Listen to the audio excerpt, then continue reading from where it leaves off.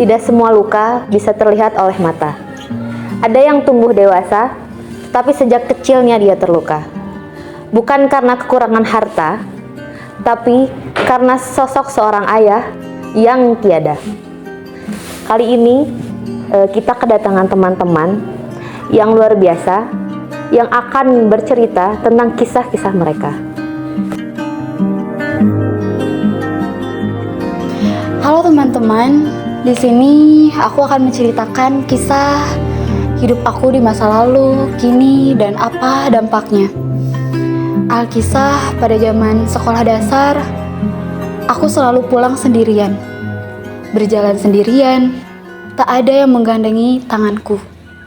Aku melihat teman-temanku, mereka dijemput oleh kedua orang tuanya, oleh sosok seorang ayah yang mencari putri kecilnya, tapi di kehidupanku tidak ada. Dimana satu waktu aku hanya main sendirian di taman yang sepi, banyak orang yang berlalu lalang, tapi aku hanya seorang.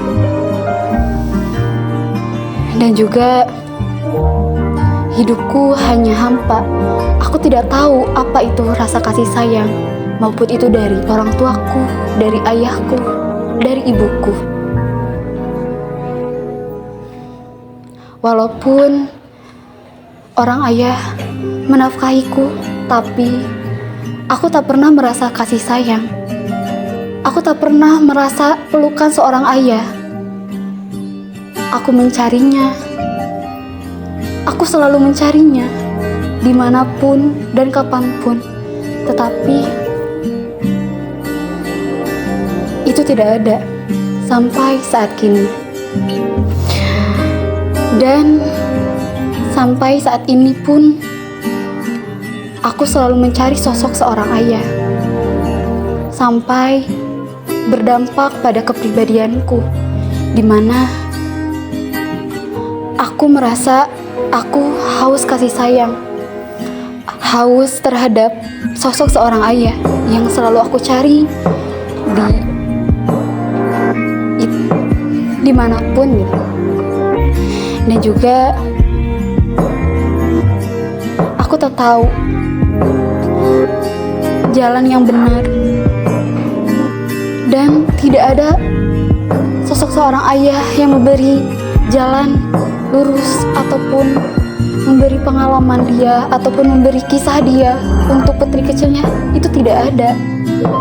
Dan juga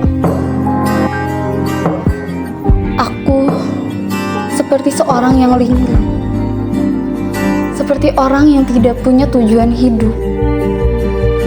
Mungkin itu hal sepele, mungkin orang lain tidak tahu sebaliknya apa yang menjadi problematika diriku. Tapi aku pun tidak menyangkal bahwasanya aku seperti itu. Dan aku seperti itu karena apa?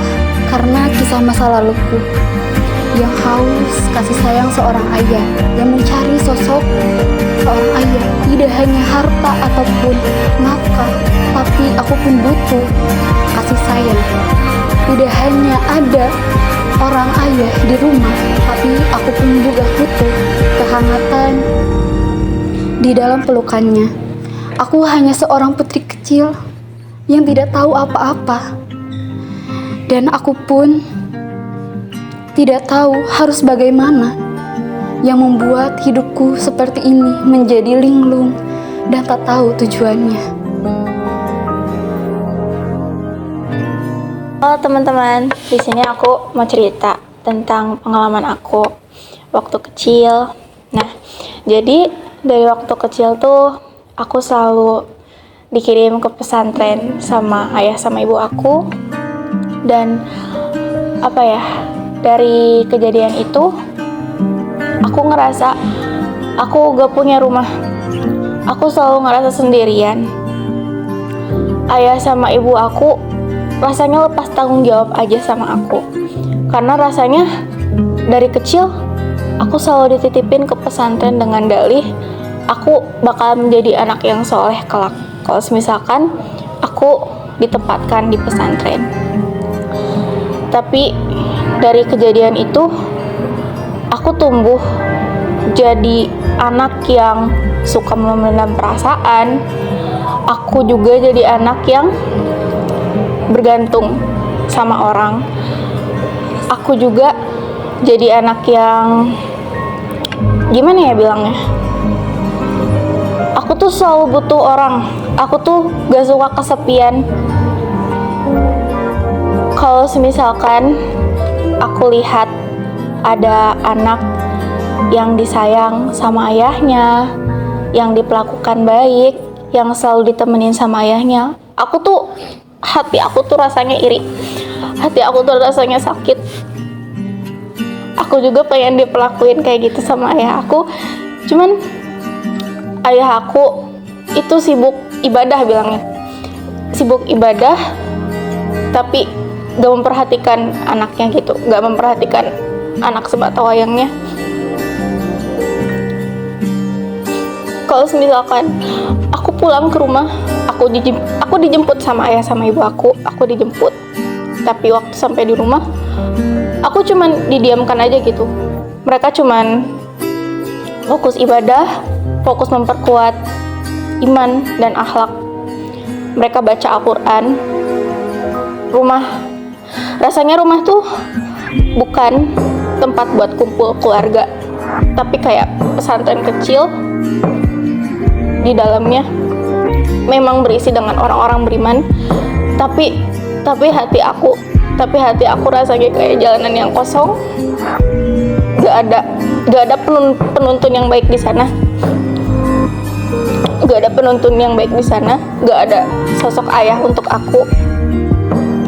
Jadinya aku ngerasa aku kayak anak yang hilang arah. Rasanya jalanan aku tuh hampa, sepi. Tapi di balik semua itu aku selalu berusaha jadi anak yang kuat, yang tangguh, yang selalu bisa ngehandle semuanya sendirian tanpa dukungan ayah atau ibu aku. Dari sini aku jadi paham kalau misalkan kita mau memutuskan buat menikah, kita tuh harus belajar juga ilmu parenting. Gak cuman belajar agama aja, tapi kita juga harus belajar jadi orang yang bertanggung jawab untuk keluarga kita nanti. Gak cuman taat ibadah aja kepada Allah gitu, tapi harus menyayangi anak-anaknya dengan benar. Jadi segitu aja cerita dari aku. Makasih.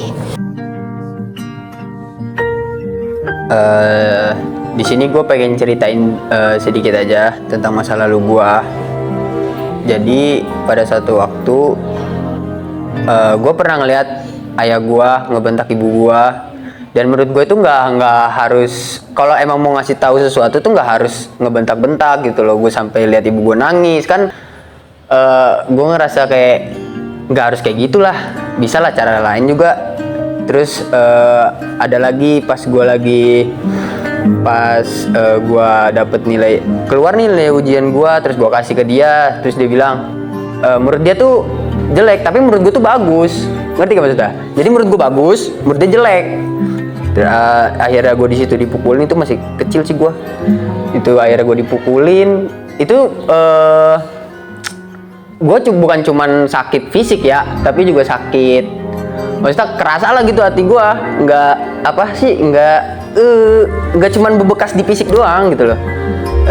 Terus ya udah, jadinya dampak ke guanya sih sekarang ya kayak gini. Gue ngerasa gue temperamental juga. Gue dikit-dikit ada masalah pasti langsung kalau selagi masih bisa main fisik, gue main fisik gitu. Jadi ya udah gitu aja. Paling cerita gue dikit. Baik, kita semua telah mendengarkan kisah-kisah dari teman-teman kita yang bercerita tentang pengalaman mereka, di mana mereka tidak mengalami sosok ayah yang seharusnya dalam hidup mereka. Sekali lagi kami ucapkan terima kasih kepada teman-teman yang sudah bersedia untuk bercerita pada hari ini. Sekian dari kami, saya pamit undur diri.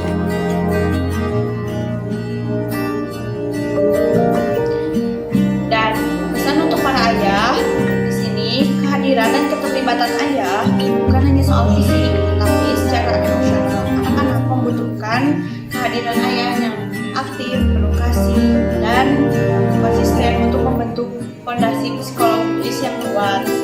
Jadilah sosok yang hadir, mendengar, dan mendukung agar buah hati menjadi pribadi yang sehat secara emosional dan mental. Dalam Islam, sosok ayah sangat berperan penting dalam pendidikan, pembimbingan, dan penanaman nilai-nilai agama.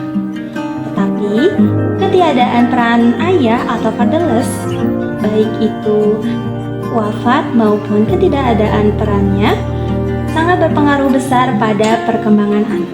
Namun, Islam sangat memuliakan anak-anak yang tumbuh tanpa adanya kasih sayang orang tua, seperti sabda Rasulullah SAW yang berbunyi, sebaik-baiknya rumah yaitu yang di dalamnya terdapat anak yatim dan dimuliakan anak yatim tersebut. Maka dari itu, marilah tugas kita sebagai masyarakat memberikan kasih sayang bimbingan kepada anak-anak yang kekurangan atau kehilangan kasih sayang dari ayahnya, agar anak-anak tersebut bisa tumbuh dengan baik dan bisa sehat kejiwaannya. Sebaik-baiknya ayah bukanlah yang meninggalkan harta dan warisannya, tetapi sebaik-baiknya ayah yaitu yang meninggalkan iman, jejak iman, dan cinta kepada anak-anaknya. Bila waktunya langit